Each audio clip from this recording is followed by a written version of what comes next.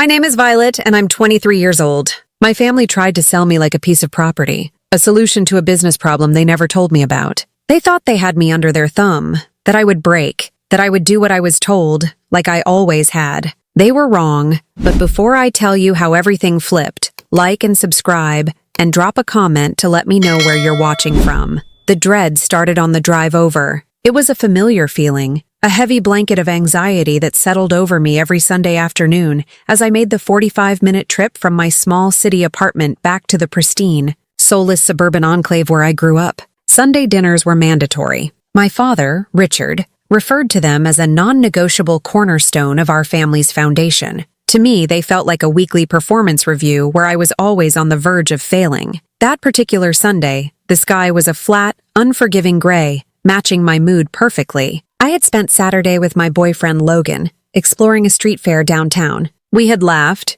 eaten cheap food from a truck, and he'd held my hand with an easy warmth that felt a million miles away from the starched, formal atmosphere of my parents' house. The memory of his smile, so genuine and uncomplicated, made the knot in my stomach tighten. He was my secret, my real life, and every visit home felt like a betrayal of that life. When I pulled into the driveway, my father's gleaming black sedan was parked perfectly in its spot, freshly washed as always. Everything in his world was ordered, polished, and controlled. I took a deep breath before getting out of my own modest car, bracing myself for the interrogation that was sure to come about my job, my finances, and why I still hadn't moved into a more respectable apartment building. Inside, the house smelled of lemon polish and roasting chicken. My mother, Eleanor, met me at the door, her smile tight and practiced. She kissed the air beside my cheek, her eyes darting around me as if checking for flaws. "Violet, you're here. Your father was just asking about you." Her voice was light, but I could hear the familiar undercurrent of nervousness. She was a professional buffer, constantly trying to smooth the edges of my father's rigid expectations.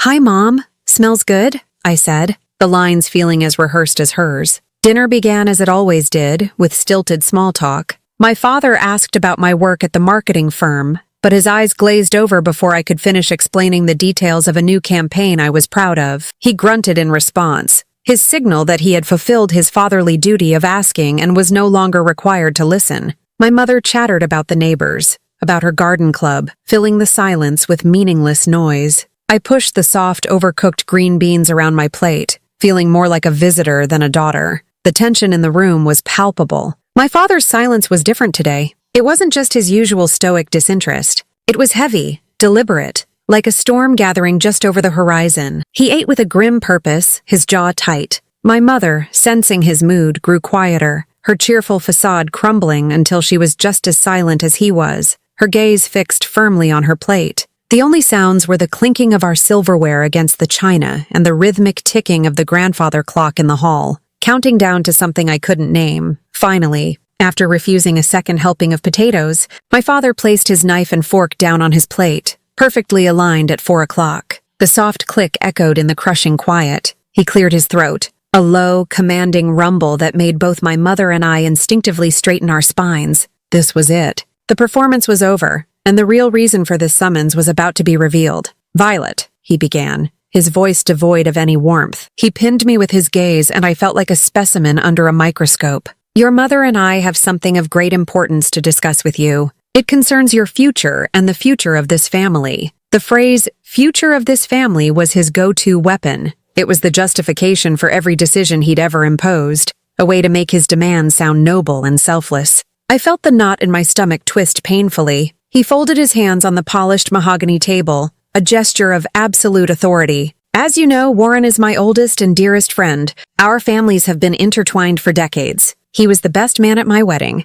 I am the godfather to his son. It is a bond built on loyalty and mutual respect, a bond that is more important than fleeting whims or temporary feelings." I knew where this was going, sort of. I assumed he was about to announce some business venture, a partnership that would require some sort of family investment or support. Warren was his best friend, and his son Dexter was a ghost from my childhood. A lanky, awkward boy with glasses who I'd been forced to share sandboxes and swing sets with. We hadn't spoken more than a handful of words to each other since we were 15. "We have seen you and Dexter grow up," my father continued, his voice taking on a tone of paternalistic wisdom. and we have decided that it is time to solidify the bond between our two families in the most permanent way possible. It is a perfect match, a union that will ensure stability and prosperity for generations to come. He paused, letting the weight of his words settle in the room. You are going to marry Dexter. The air left my lungs in a silent whoosh. The grandfather clock in the hall seemed to stop ticking. My hand, which had been holding my fork, froze midair. The words ricocheted around my skull, nonsensical and bizarre. Marry Dexter? It was the most absurd thing I had ever heard.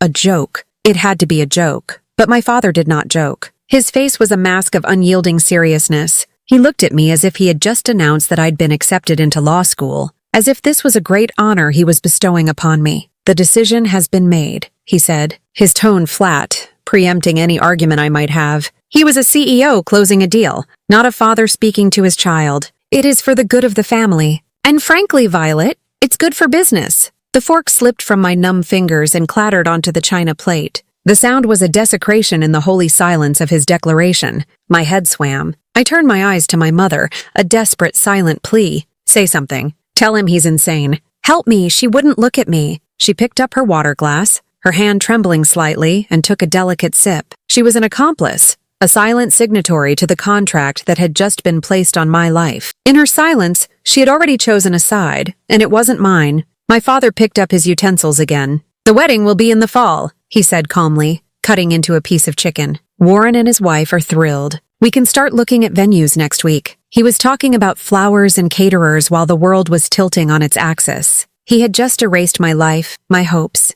my future, with a few sentences, and was now moving on to logistics. The ice-cold realization washed over me. I wasn't his daughter. I was a commodity. I was a bridge between two family empires, and I had just been sold. The terrifying thing was, a small beaten-down part of me wasn't entirely surprised. My entire life had been a meticulously planned, 23-year-long training exercise designed to culminate in this exact moment of submission. The announcement was not an aberration. It was the final chapter in a book my father had been writing since the day I was born. The Wallace family creed, family first, was etched into the walls of our home, but it was a lie. The real creed was father knows best, and questioning it was the ultimate sin. My childhood memories are a collage of quiet control and unspoken expectations. Our home wasn't a place of warmth and spontaneous joy. It was a museum, curated to project an image of perfect, upper-middle-class domesticity. The furniture was always arranged just so, the carpets were always vacuumed in perfect straight lines,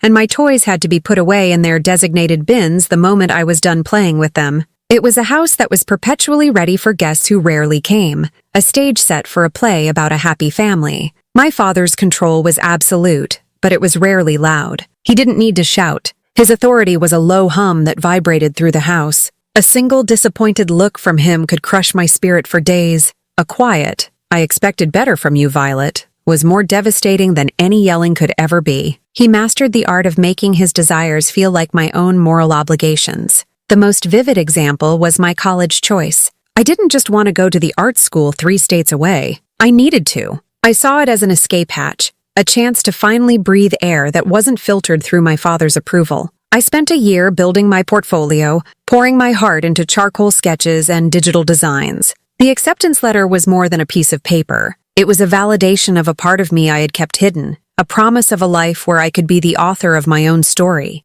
I'll never forget the scene when I showed it to him. I found him in his study, a room paneled with dark wood and lined with books he never read. He was reviewing financial statements, his reading glasses perched on his nose. I handed him the letter, my heart thudding with a mixture of hope and terror. He took it without looking up, scanned it for a few seconds, and placed it face down on his desk. "No," he said, his eyes still on his papers. The word was so small, so simple, but it felt like a physical blow. "What? Dad, this is a great school. Their design program is one of the best in the country." "The answer is no, Violet," he said, finally taking off his glasses to look at me. His expression was one of mild annoyance, as if I were a child asking for a third cookie. "You will not be moving halfway across the country to pursue a hobby. You will enroll in the business program at the state university. It's practical. It's close to home. It will provide you with a respectable career. This conversation is over." I tried to fight. I stood there, tears welling in my eyes, and pleaded my case. I talked about passion, about dreams, about wanting to build a life that was my own. He stood up and walked to the window, looking out at his perfectly manicured lawn. Passion doesn't build a legacy, Violet. Discipline does. Responsibility does. You will thank me for this one day. And that was it. I cried for a week, and then I enrolled at the state university. I drowned myself in economics textbooks and marketing case studies, the creative part of me slowly shriveling up from neglect. I did it because I didn't know how not to. I had been conditioned to believe that his plan for my life was inherently better than my own. This control extended to every corner of my world. When I was 16, I had my first real boyfriend, a sweet, funny boy named Mark who played guitar and made me laugh. My father met him once. He shook Mark's hand with a grip that was meant to intimidate, asked him a series of pointed questions about his grades and his life plan, and then dismissed him. Later that night, he told me, "That boy has no ambition. He's going nowhere, and you will not be going there with him. You are forbidden from seeing him again."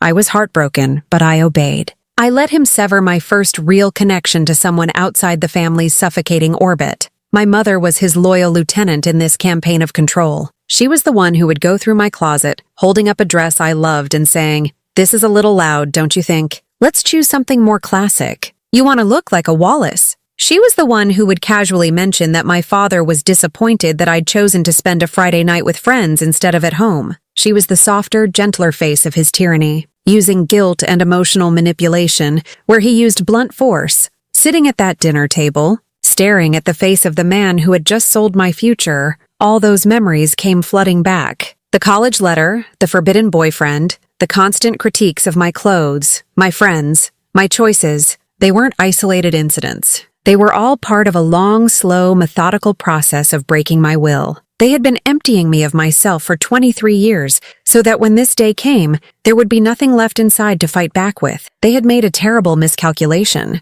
They didn't realize that in one of the empty spaces they had carved out, I had quietly, secretly, planted a seed of rebellion, and it was just about to bloom. The room was a vacuum, sucking all the air and sound out of the world. My father's pronouncement hung between us, a toxic cloud. For a full minute, I was paralyzed, a statue carved from disbelief. My mind was a frantic blur of denial. This wasn't happening. This was a nightmare, and I would wake up. But the heavy weight of my father's stare was real. The sight of my mother refusing to meet my eyes was real. A surge of adrenaline, hot and sharp, finally cut through the paralysis. It was the primal instinct of a trapped animal. I had to do something. I had to say something. The lifetime of conditioning that screamed at me to be silent, to be agreeable, was suddenly drowned out by a louder, more desperate voice inside me. I lowered my hand to the table, my fingers curling into a fist on the crisp linen tablecloth. I took a breath that felt like swallowing glass. My voice, when it finally emerged,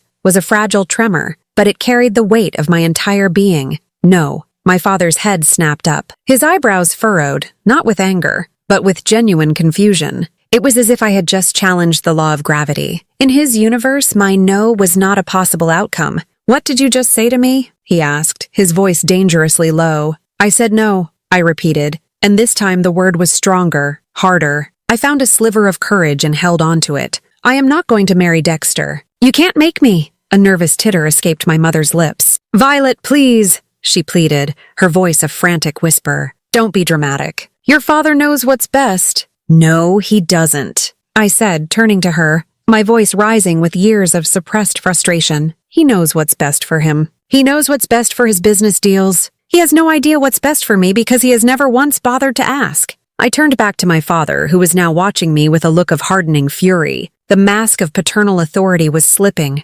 revealing the cold, calculating tyrant beneath. "I can't marry Dexter," I said, my voice shaking but clear, "because I'm already with someone. I'm in love with someone." I said his name like a prayer, a shield against their power. "His name is Logan." For 2 years, Logan had been my sanctuary. He was the one person in my life who didn't want anything from me, who wasn't trying to mold me into a different shape. With him, I wasn't Richard Wallace's daughter. I was just Violet. He was a musician, patching together a living from teaching guitar lessons and playing gigs in smoky bars. He lived in a tiny, cluttered apartment that felt more like a home than my parents' sterile mansion ever had. He was real. Our love was real, and I had kept it hidden from them because I knew they would see it as a threat. My declaration was met with a beat of stunned silence, which my mother promptly broke with a dismissive, condescending laugh. "Oh, Violet, darling, that's sweet," she said, waving her hand as if shooing away a fly. "Everyone has a little college crush. It's a phase.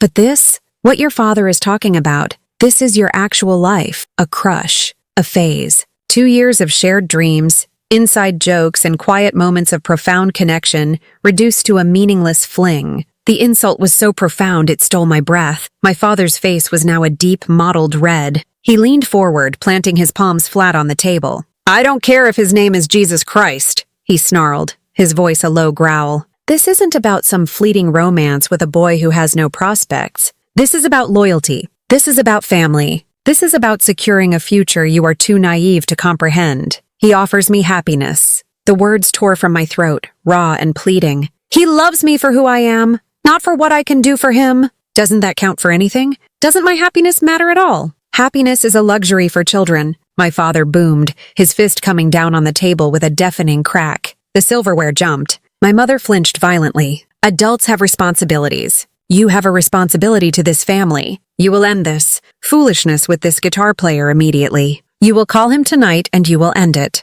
Then you will call Dexter and agree to have dinner with him. You will do what you are told. Is that absolutely clear?" His rage was a physical force, pressing down on me, trying to crush me back into submission. But something inside me had broken open. The fear was still there, a cold, terrified tremor running through my veins, but it was now mixed with a white-hot, liberating anger. They didn't just want to control me. They wanted to annihilate the one part of my life that was truly mine. They wanted to take my love, the most precious thing I had, and declare it worthless. I rose from my chair, my legs unsteady beneath me. The room felt small, the walls closing in. I looked at my father's furious face, at my mother's terrified one, and I saw them for what they were. Two people so trapped in their own prison of image and expectation that they would gladly lock their own daughter in with them. "Yes," I said, my voice eerily calm. "It's clear." I held my father's gaze for a long moment. "It's clear that you see me as a business asset. It's clear that my feelings are an inconvenience to you.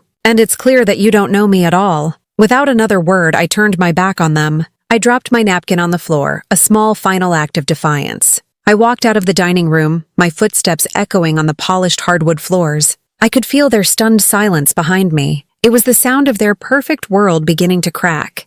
I walked through the silent house, a place that had always felt more like a showroom than a home. The family photos lining the hallway seemed to mock me. Images of a smiling, perfect family that was a complete fabrication. There was me at age 10 on a pony, my smile forced for the camera while my father stood just out of frame, directing me to sit up straighter. There was our family portrait from 2 years ago, all of us in coordinating shades of blue, looking like strangers playing the part of a loving family. It was all a lie. I didn't stop to grab a coat or my purse. I just opened the front door and stepped out into the crisp, cold air of the evening. It felt like coming up for air after being held underwater for 23 years. I walked down the long, curving driveway, past my mother's meticulously manicured rose bushes, and didn't look back. Each step was a liberation. Once I reached the sterile perfection of the sidewalk, out of sight of the front windows, I pulled out my phone. My hands were shaking so badly I could barely unlock the screen. I found Logan's name in my contacts and pressed call. He picked up on the second ring,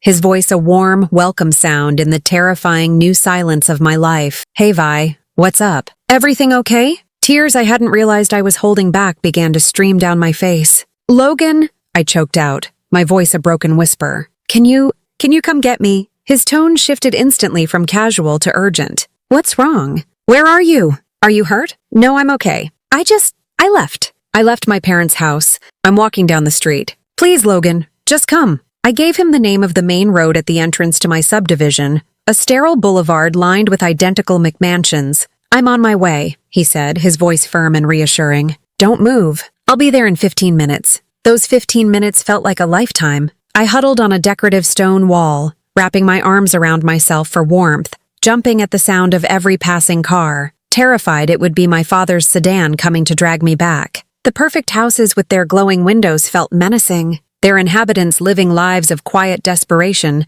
just like the one I had just fled. When I finally saw the familiar, slightly dented headlights of Logan's old car turn the corner, a wave of relief so powerful it almost buckled. My knees washed over me. He pulled up to the curb, and the passenger door swung open before he had even come to a full stop. His face was a mask of worry. "Vi, get in," he said gently. "What the hell happened?" I slid into the passenger seat, the familiar clutter of his car, guitar picks on the dashboard, empty coffee cups in the console, a comforting chaos. The moment the door closed, sealing me inside with him, the dam broke. The whole story came tumbling out in a torrent of tears and jagged, incoherent sentences. They want me to marry Dexter, Warren's son, for business. For the family, he said you were just a crush. He told me to end it with you tonight. Logan didn't say a word. He just reached over and put his hand on my knee, a silent, grounding presence. He drove away from my neighborhood, leaving the perfect houses and the suffocating expectations behind us. He just drove,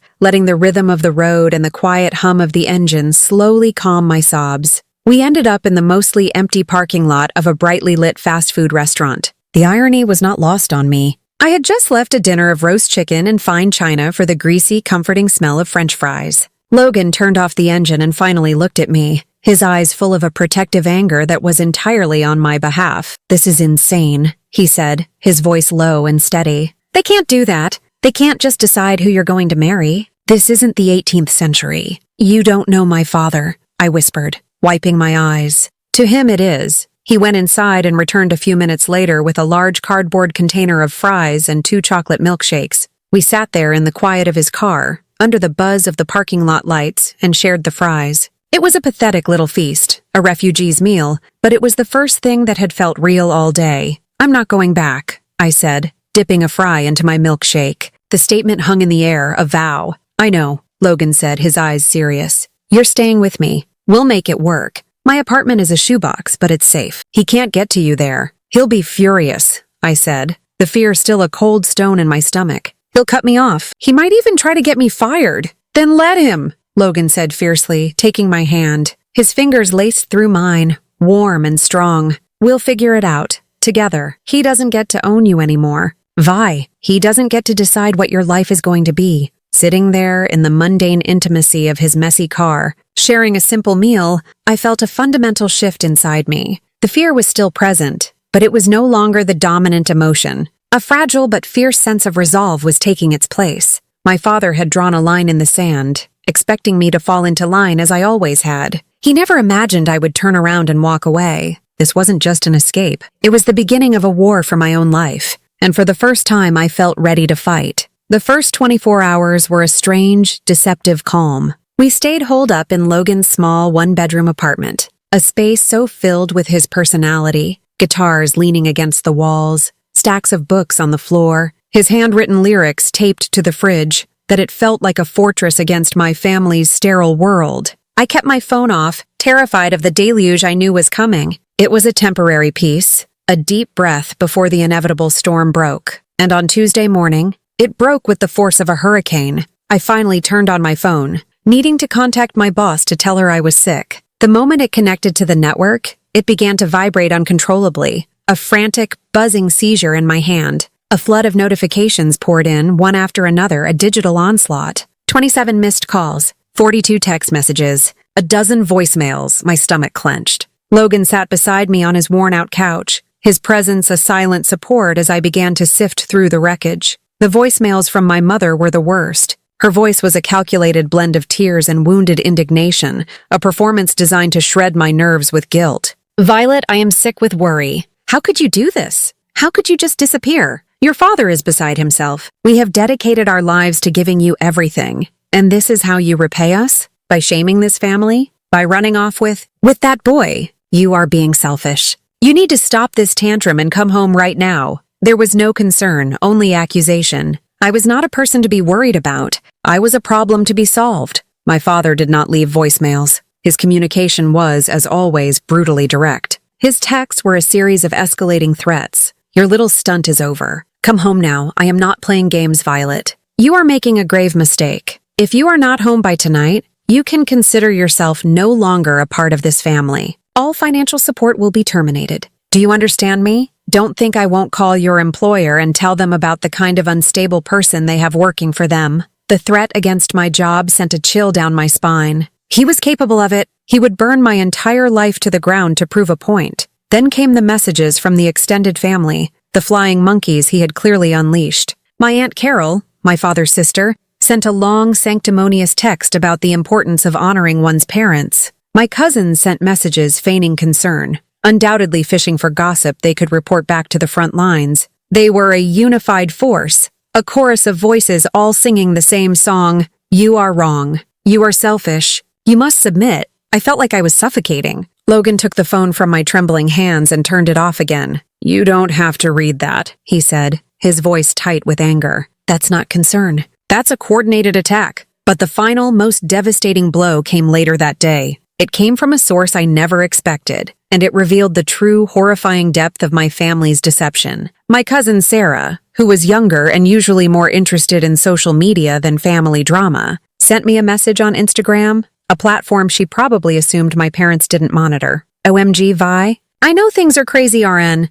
but I have to tell you I'm so excited for the party at the Willows next month. Mom let it slip. She said it's supposed to be a surprise 60th birthday party for Uncle Warren, but it's really an engagement party for you and Dexter. The invitations already went out. Congrats, I guess. Lolly stared at the message, the casual letters and emojis swimming before my eyes. The Willows. A hideously expensive and exclusive event hall. Invitations. They had sent out invitations. They had booked a venue, hired caterers, and lied to their entire social circle, all to spring a public engagement on me. I read the message aloud to Logan, my voice flat and dead. He stared at me, his expression one of pure disbelief. They didn't just decide, he whispered, shaking his head. They planned it. They were going to trap you. That was the word. Trap. It wasn't a discussion. It was never going to be a choice. It was a public ambush, designed to make it impossible for me to say no without causing a massive, humiliating scene. They were going to leverage my fear of public shame to force my hand. The last ounce of guilt in my body evaporated and was replaced by a cold, hard rage. This wasn't a misguided attempt to secure my future. This was a conspiracy. My stomach twisted into a knot of pure betrayal. They hadn't just assumed my compliance. They had built a cage for me, baited it, and were preparing to slam the door shut. They had never seen me as a daughter. They saw me as a problem that could be solved with a well-planned party and enough social pressure. They had miscalculated. They thought I was a lamb to be led to the slaughter, but they had just shown their hand to a wolf. The rage that Sarah's message ignited in me was a clean, purifying fire. It burned away the last lingering wisps of guilt and doubt. For 2 days, Logan and I had been living in a state of suspended animation, hiding from the world, reacting to the attacks from my family. But this new information, the calculated public trap of the engagement party, changed everything. It was no longer enough to hide. I needed to understand why. Why this specific marriage? Why the desperation? Why the elaborate, cruel deception? The scale of their plan felt disproportionate to a simple desire for control.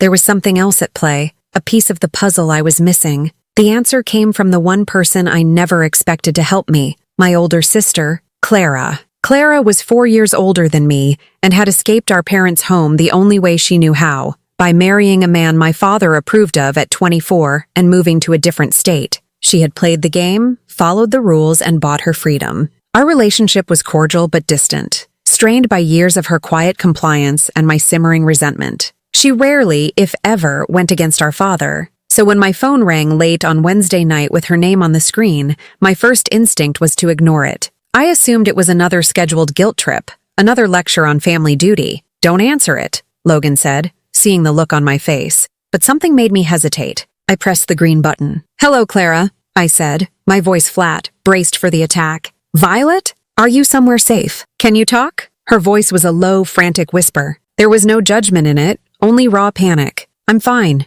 I said cautiously. What do you want? Listen to me, she said, her words rushed. You can't come back. Don't let them talk you into coming back. No matter what they say, I was stunned into silence. This was not the conversation I was expecting. Clara, what are you talking about? Mom and Dad have been telling me to come home for days. I know. It's a lie, she whispered. I could hear the sound of a door closing softly in the background. She was hiding in a room, terrified of being overheard. This whole thing, it's not what you think. It's not just about Dad being controlling. Then what is it about? I demanded. She took a shaky breath. It's about money, Vi. It's about Dad saving himself from total ruin. The story she laid out over the next 10 minutes was uglier and more shocking than anything I could have imagined. Warren, my father's best friend and Dexter's father, had a successful construction company, or so everyone thought. But according to Clara, who had overheard a panicked conversation between our parents, Warren's business was a house of cards. He had over-leveraged, made a series of disastrous investments, and was now on the brink of bankruptcy. And my father, in a move of arrogant loyalty, had co-signed on several massive business loans for him years ago. Warren's company is about to go under, Clara explained, her voice trembling. And when it does, the banks will come for the co-signer. They'll come for Dad. We're talking about hundreds of thousands of dollars, Vi. Maybe more. He would lose everything. The house, his reputation, all of it. I sank down onto the edge of Logan's bed, the phone pressed hard against my ear. My mind was struggling to process the information, so, what does this have to do with me and Dexter? I asked, my voice barely a whisper. Dexter's grandfather, Warren's father, left him a massive trust fund, Clara said, the pieces of the puzzle clicking into place with sickening clarity. It's untouchable until he turns 30, or until he gets married. If you marry Dexter, he gets access to the trust fund immediately. That money would be used to bail out Warren's company, which would, in turn, save Dad from financial implosion. The room began to spin. I felt a wave of nausea so intense I had to put my head between my knees. It was never about family bonds. It was never about a good match. It was a bailout. A desperate, sordid business transaction. My father wasn't trying to secure my future. He was trying to sell me to secure his own. He was willing to sacrifice my entire life, my happiness, and my autonomy to cover up his own terrible financial mistake and protect his pride. The arranged marriage, the pressure, the public engagement party. It was all a frantic scheme to get his hands on a 24-year-old's trust fund. They were going to sacrifice you to save the family name, Clara whispered, as if reading my mind. I heard them arguing. Mom was crying, saying it wasn't right. And Dad said, it's the only way. Violet will do her duty. Her duty. My duty was to be the sacrificial lamb on the altar of his ego and bad judgment. I have to go, Clara said suddenly. I think I hear him coming. Just stay safe, Vi. And don't you dare let them win. The line went dead. I sat there in the dark, the silence of the room roaring in my ears. The anger I had felt before was gone, replaced by a profound Arctic cold. This was a betrayal on a level I couldn't comprehend. He wasn't just a controlling father. He was a man who would look his own daughter in the eye and sell her into a loveless marriage to save himself from the consequences of his own actions. My love for Logan wasn't just an inconvenience to him. It was an obstacle to his financial salvation. I looked up at Logan, who had been watching me, his expression a mixture of confusion and concern. It's a business deal, I said, my voice hollow. My entire life is being treated as collateral on a bad loan. In that moment, everything became terrifyingly clear. I wasn't just fighting for my freedom anymore. I was fighting against a man who saw me not as a daughter, but as a solution. And there was nothing more dangerous than that. The revelation from Clara changed the nature of the war. It was no longer a battle against a tyrannical father. It was a desperate struggle for survival against a man who saw me as his only way out of a crisis. The pressure campaign, which had already been intense, escalated to a level that was designed to do one thing: break me completely. The first direct hit came on Friday. I was at work, trying desperately to focus on a spreadsheet, when I was called into my boss's office. Anna was a fair but no-nonsense manager, and the grim look on her face told me this wasn't a performance review. Close the door. Violet, she said, gesturing to a chair. I sat down, my heart hammering against my ribs. I received a phone call this morning, she began, her tone cautious. From your mother. Ice flooded my veins. Oh God, what did she say? Anna sighed, looking deeply uncomfortable. She was very emotional, crying. She said you were having a severe personal crisis, that you were unstable, and that you'd run away with a dangerous man. She claimed she was calling out of concern for my company, worried that you might be a liability in your current state. The humiliation was a physical blow, knocking the wind out of me. My mother, in her quest to drag me home,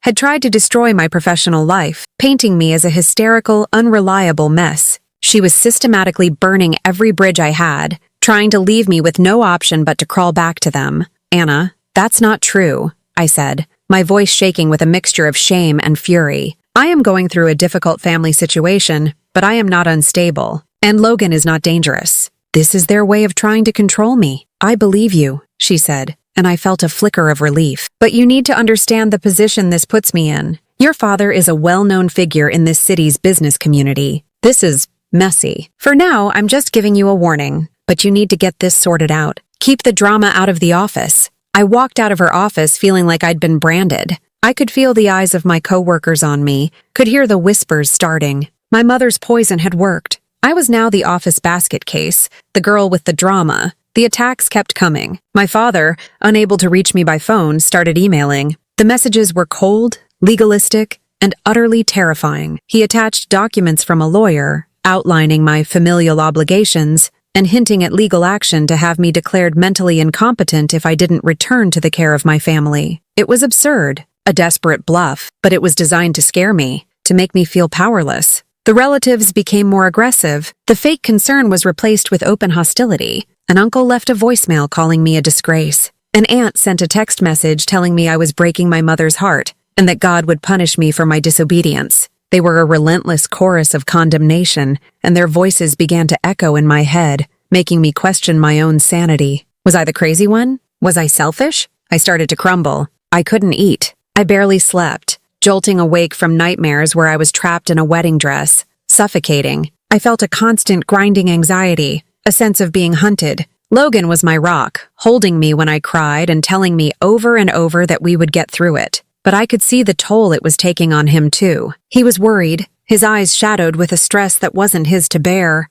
I was an anchor, dragging him down into my family's toxic sea. The thought that I was ruining his life was almost as painful as what my parents were doing to me. I hit my lowest point on a Saturday night. Logan had a gig, and I was alone in the apartment for the first time since my escape. The silence was deafening, leaving me alone with the angry voices in my head. I sat on the floor, my phone in my hand, scrolling through the hateful messages, the threats, the guilt trips. The weight of it all was crushing me. I felt utterly, completely alone, a pariah to my own family, a burden to the man I loved. The thought of just giving up, of calling my mother and surrendering, flickered in my mind. Maybe they were right. Maybe it would be easier to just let them have their way, to disappear into the life they had planned for me. Just as the despair was about to swallow me whole, my phone buzzed with a new message from an unknown number. I almost deleted it without reading, assuming it was another relative who had gotten my number. But something made me open it. The message was short. "Violet, this is Dexter. I don't know what's going on, but my parents are acting crazy. I heard you left home. I just wanted to say thank you for saying no. I didn't want this either." I read the message once, twice, a third time. Dexter, the boy I was supposed to marry, the cause of all this misery, and he was thanking me. He was a prisoner too. I wasn't the only one they were trying to manipulate. He had a life, his own desires, his own loves, and they were trying to erase him just as they were trying to erase me. It was a tiny flicker of light in an overwhelming darkness, but it was enough. The message was a validation. It wasn't just my fight, it was the right fight. I wasn't a selfish monster. I was a person who had said no to being used, and in doing so, I had inadvertently saved someone else. I deleted every other message on my phone. My mother's voicemails, my father's threats, my relatives' condemnations. I erased all of them, leaving only Dexter's text. It was a single, clean piece of truth in a mountain of lies. When Logan came home that night, he found me not crying, but sitting calmly at his small kitchen table, making a plan. The despair was gone. The rock bottom had held, and I was ready to start climbing back up. Dexter's message was more than a relief. It was a catalyst. It severed the last thread of connection I had to my family's narrative. They had painted me as a rebellious, irrational girl who was throwing away a golden opportunity. But Dexter's text confirmed the truth. It was never an opportunity. It was a cage for both of us. His validation gave me the clarity and strength to make my next move, not as an act of defiance, but as an act of pure, unadulterated self-creation. I wasn't just going to run from the life my father had planned for me. I was going to build my own, starting right now. "Let's get married," I said to Logan when he walked in the door from his gig. Smelling of stale beer and cheap adrenaline, he stopped, his guitar case slipping slightly in his hand. "What? Let's go to the courthouse." "On Tuesday," I said, my voice steady and sure. "Let's just do it. No guests, no fancy clothes, no family. Just us." A slow smile spread across his face. He put down his guitar, crossed the small room, and knelt in front of me. "Are you serious?" "I've never been more serious about anything in my life," I told him. "I don't want to be Violet Wallace, the runaway daughter, anymore. I want to be me, with you. I want to choose my own family." His eyes shone with a fierce, loving light. "Okay," he said, his voice thick with emotion. "Yeah, let's get married on Tuesday." The next 2 days were a blur of secret, joyful planning. It was the complete antithesis of the wedding my parents had been arranging. Theirs was a production worth tens of thousands of dollars, built on lies and designed for an audience. Ours would cost less than $100, would be built on truth, and would have an audience of one, our friend Andre, a burly, bearded drummer from Logan's band whom we asked to be our witness. On Monday, I went to a discount department store and bought my wedding dress. It was a simple, short, off-white sundress that cost $40. It wasn't fancy, but when I tried it on in the cramped, poorly lit dressing room, I saw myself, not my mother's idea of what a bride should look like. It was free. It was mine. Logan and I went to a pawn shop downtown and bought our wedding rings. They were simple, thin silver bands that cost $12 each. We stood at the counter, holding them in our palms, and they felt more precious than any diamond my father could have bought. They weren't a symbol of a business merger. They were a symbol of a promise whispered in a beat-up car over a bag of fries. Tuesday morning was bright and clear. I put on my $40 dress. Logan wore his one decent button-down shirt, the one he wore for important gigs. We didn't look like the perfect couple from a magazine. We just looked like us. We met Andre at the county courthouse, a sterile, imposing building that smelled of old paper and institutional floor wax. We sat on a hard wooden bench, waiting for our number to be called, my hand clutching Logan's. I was nervous, but it was a giddy, excited nervousness, not the cold dread that had been my constant companion for the past week. Other couples were there, some with big families, others quiet and alone like us. We were all there for the same reason, to declare something true in the most official way we could. When our number was called, we were led into a small, impersonal office. The justice of the peace was a tired-looking woman who gave us a weary but kind smile. She read the vows in a monotone voice, words that had been spoken 1,000,000 times in that very room. But as Logan and I repeated them to each other, looking into each other's eyes, the drab office melted away. The words were everything. To have and to hold, from this day forward, for better, for worse, for richer, for poorer, in sickness and in health, to love and to cherish, for richer, for poorer.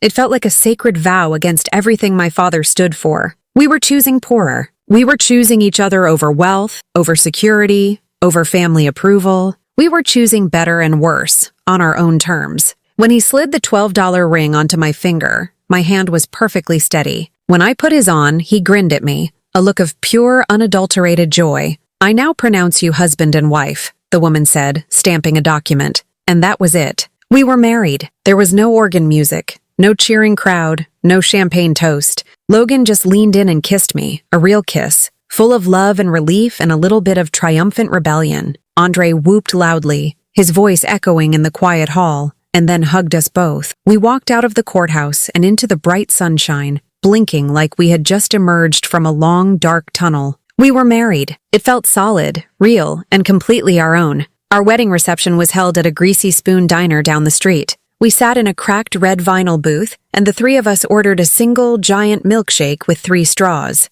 We laughed, dipping our spoons into the frothy dessert, our silver rings glinting in the diner's fluorescent lights. This was it. This was the life I had chosen. It wasn't glamorous. It wasn't what my parents would ever call respectable, but it was honest. And it was free. We didn't tell anyone at first. For a few hours, the secret was ours alone, a warm, glowing ember we kept cupped in our hands. We went back to Logan's, to our apartment, and just reveled in the quiet certainty of what we had done. But we both knew we couldn't keep it a secret forever. The only way to end my father's war was to drop a bomb he could never recover from. The only way to dismantle his plan was to make it publicly and irrevocably impossible. That evening, I logged into my long-neglected social media account. Logan took a picture of our hands, our cheap silver rings front and center, holding the milkshake at the diner. It was a blurry, poorly lit photo, taken on his old phone. It was imperfect and real. I posted it with a simple, undeniable caption, Mr. and Mrs.